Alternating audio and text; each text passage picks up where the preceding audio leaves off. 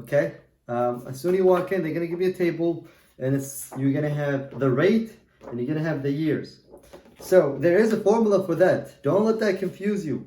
I'm telling you guys, everything is simple. It's just you have to, if you know the formulas, you're good. And a lot of like on YouTube and all that stuff, they just make it so complicated, and it's not. And that's how I used to be. I was like lost for like so long, but when I was able to get this formula down and like take so much notes, like it's crazy. Anyway, so the formula is going to be the loan. Let's say if they say $50,000, then you're going to divide it by 1,000, and you will see it on the thing. It's going to tell you monthly. It's going to divide it by 1,000. So you always divide it by 1,000, then multiply by the factor. So for example, let's say they said, you know what, there is a loan with 6% interest rate, okay? What is the monthly payment? I don't have it like written down, but I'm just giving you what I saw in the exam, okay? So what I did is, remember the formula is loan divided by 1,000, then multiply by the factor, right? So I did $50,000 divided by 1,000, right? And whatever answer that I got, I took it, then I went, and they're gonna give you a table. And I looked for the 6%, and I looked at the rate. So 6%, it's gonna say a rate for whatever years.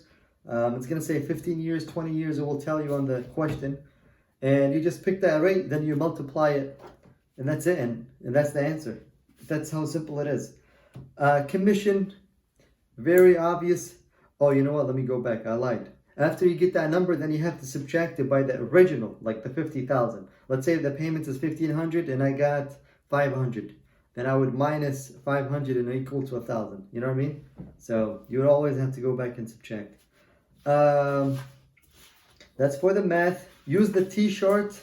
That's the T-chart. I don't know who I learned it from, but somebody online. That's when you have a T. There's always a small number, the big number, and a percentage. You always multiply, like you multiply, then if the number is up, you always divide, you know.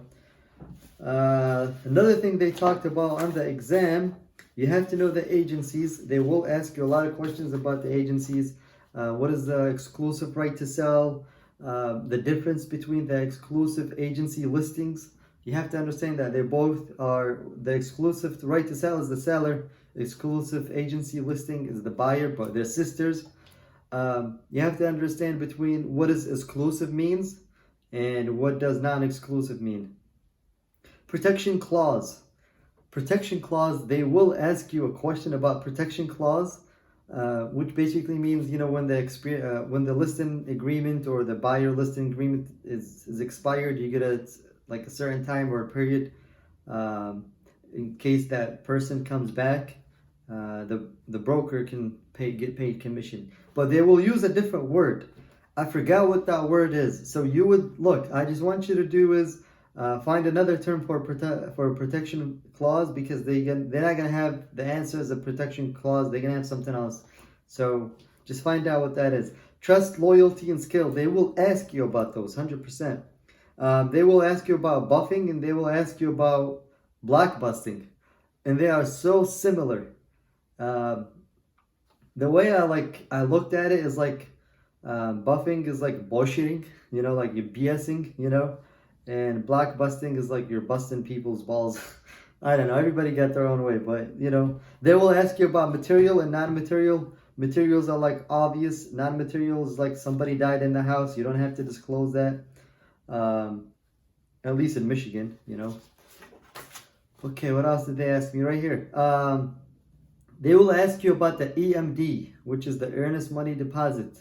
Why do they put EMD, which means viable consideration? That's why. They will ask you about the statute of fraud, and I think I already mentioned that, but it means written agreements. The contract, they will talk about bilateral and unilateral. I don't know if I'm saying them right, but they will ask you about those two, and you have to know the difference.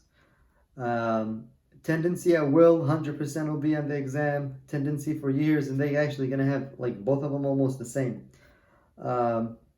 Right of first refusal is gonna be on the exam, and let's see, at least for Michigan. What else did I see there? Oh yeah, the 25 miles. If the office is within 25 miles, a top producing agent can run the office. They will ask you this in the exam, and they will trick you with this. They almost got this wrong.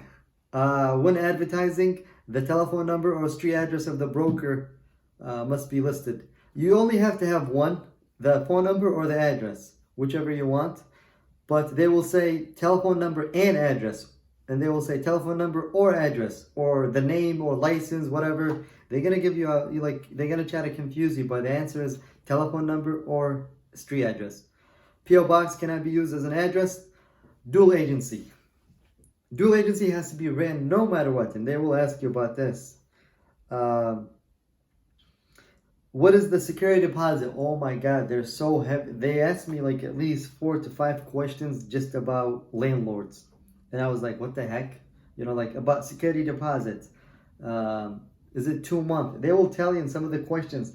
Bob paid a 2-month security deposit, and they will ask you about something else. And you know that in Michigan, you cannot charge more than 1.5 of the rent. So they will try to trick you with that. They ask the question, what is the security deposit used for? They will tell you, is it for the landlord to use for normal repair and tears? And they will say, is it a property of the tenant? Which I think that's the answer. That's what I picked at least. And they will say it's for, they're going to ask you some weird questions. So you need to understand the security deposit and how much it is, because they're going to ask you at least 3 to 4 questions. At least that's what I got. The $10,000, they will ask you how much the department can charge. It does not exceed $10,000. And they will ask you about the board censure. Censure is going to be there. And they're going to put some other words to confuse you. That's it. Oh yeah, very important. They will ask you about advertising. I know one of the questions, and I posted it on the group for the prep agent. They said, hey, when it comes to what's non-discriminatory advertising, a female roommate looking for a female roommate, or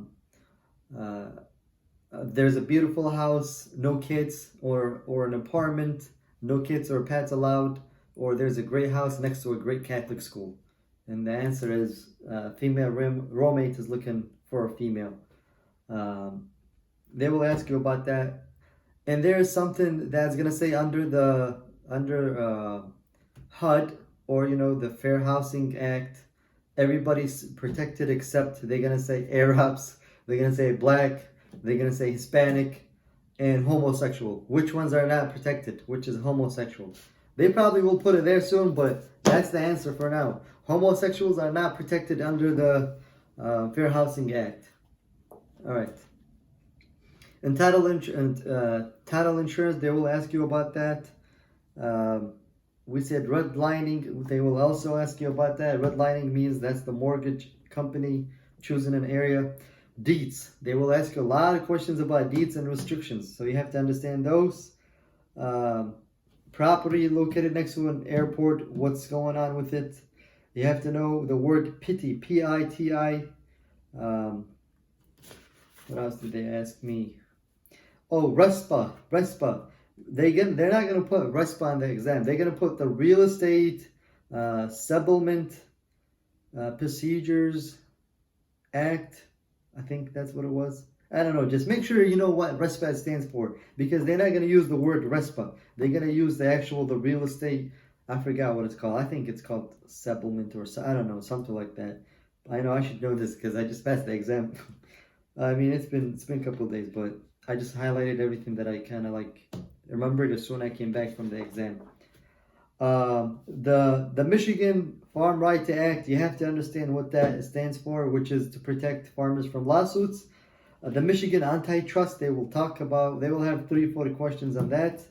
Master's deed must be developed and must be submitted to Secretary of State. They will say that on the exam. That's all for the notes that I have.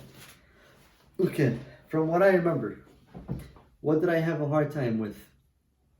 Some of the questions that I truly had a hard time with, they were using different words. Then what I seen like online, especially for my class, like protection clause, they had a whole different word. Um, for RESPA, they use the actual word. Um, for the truth in lending, they use the word regulation Z. So you have to understand those. What else did they use? Oh yeah, when trying to value older building, what do you use? They're gonna say the reproduction cost or the replacement cost. So the answer is the replacement, because it's older building. You can't reproduce it. You have to replace the whole thing. You know. That's kind of pretty much it, guys. I hope you do pass. Just like I said, make sure you watch Prep Agent. I'm not sponsored by him. I don't even know him personally. I just happen to be watching him and he helped me pass the exam. So I hope you guys do pass your exams. I'm gonna leave my info in the description just in case you guys want to do business in the future, anything like that, or questions. I'll be more than happy to assist in any type of way. And if you need some of my notes, I'll be more than happy to screenshot and send them to you as well. All right, guys, have a blessed day. Wish you best of luck. You got this.